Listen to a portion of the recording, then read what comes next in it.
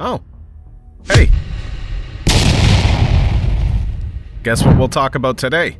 A bad mustache, a huge explosion, and many states at war. Things? Exactly.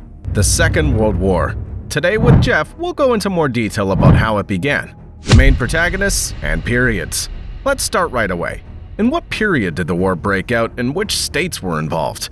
The Second World War officially began on the 1st of September 1939 and ended on the 2nd of September 1945, and the states involved in the conflict were mainly two very distinct factions. The first group was made up of Great Britain, France, United States of America, and the Soviet Union. The second faction consisted of Germany, Italy, and Japan. How did this Great War start? There's many reasons behind this, but there were three big reasons. 1. Buffetto, as Jeff likes to call him. 2. The Treaty of Versailles questioned by Buffetto. Germany lost the First World War in 1919, and following this, the Treaty of Versailles was signed by all the states involved in the First World War. We made a video about it and invite you to go and see it. And one of the many things foreseen in the treaty was that there were great and enormous economic and military punishments to Germany. And our dear mustache, who created the famous nationalism, or rather called Nazism, managed with excellent oratory skills to exploit the discontent of the people and over the years to become a real dictator in 1934. The third reason was the invasion of Poland carried out and commanded by Buffetto on the 1st of September 1939, which unfortunately was only a small appetizer and then went on to expand the areas of conflict in the following years. Who are the main protagonists of the Second World War? One of the main protagonists was Buffetto, better known as Adolf Hitler, the dictator of Germany who during the war was the main enemy and creator of the concentration camps. Here's also Benito Amilcare Andrea Mussolini, founder of fascism in Italy, as well as president of the Council of the Kingdom of Italy from the 31st of October 1922 to July 1943, and main ally of Adolf Hitler. Then Sir Winston Leonard Spencer Churchill, Prime Minister of Great Britain from 1949 to 1945, and also a journalist and soldier who played a fundamental role in the course of the war with military operations never seen before, and supporting his people with wonderful speeches. Then there was Neville Chamberlain, also a well-known British politician, known as the British Trade Minister from 1880 to 1885, Colonial Minister from 1895 to 1903, and during the war he was very against fascist politics, and alongside Winston Churchill, the well-known Joseph Stalin, politician and military man of the Soviet Union, more specifically General Secretary from 1922 to 1953, who was a great challenge for his mustache during the war. Among one of his very important actions was precisely the liberation of Eastern Europe from German occupation.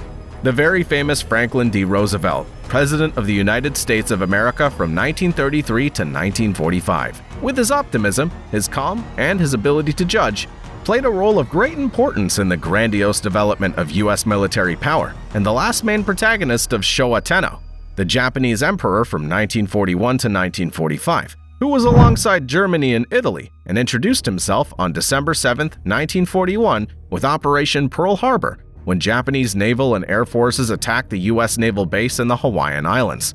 Let's take a very short break. We invite you to subscribe to the channel to be closer to us, and let us know with a comment if you'd like to see the dark psychological and personality traits of these great historical figures. Okay, let's get back to us. How many deaths and economic damage did the war generate? We don't know exactly, but an estimate's believed to be between 60 and 68 million people. Unfortunately, most of them were civilians and people deported to concentration camps, obviously part of the military units. Even today, it's not known exactly how many billions were invested during the Second World War.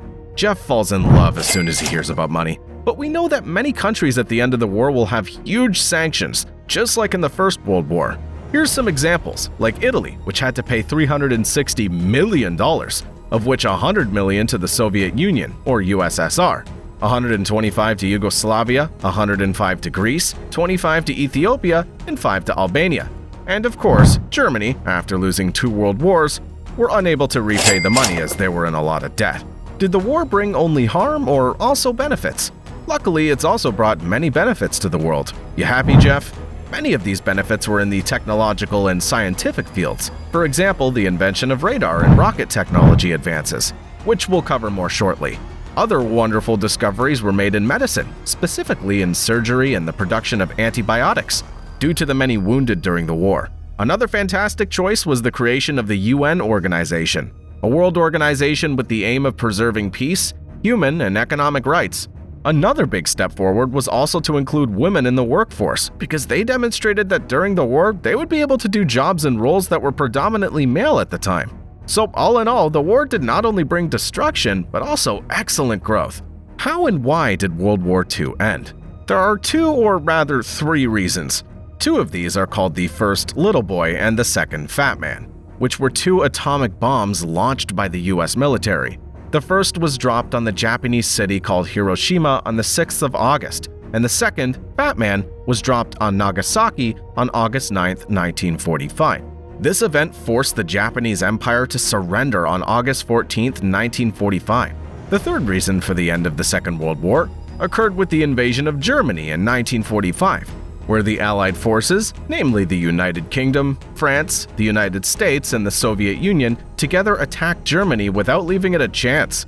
Following the course of the invasion, Adolf Hitler took his own life on the 30th of April 1945 in his bunker in Berlin. With the death of Adolf Hitler, the German government surrendered on May 8, 1945. And this event, together with the bombs subsequently dropped on Japan, officially ended the war on September 2, 1945. We've come to the beautiful conclusion of this tragic event. Jeff really enjoyed being with us to tell the story. I hope you enjoyed the video. Let us know your opinion in the comments. We greet you and invite you to watch our videos on the screen. See you next time.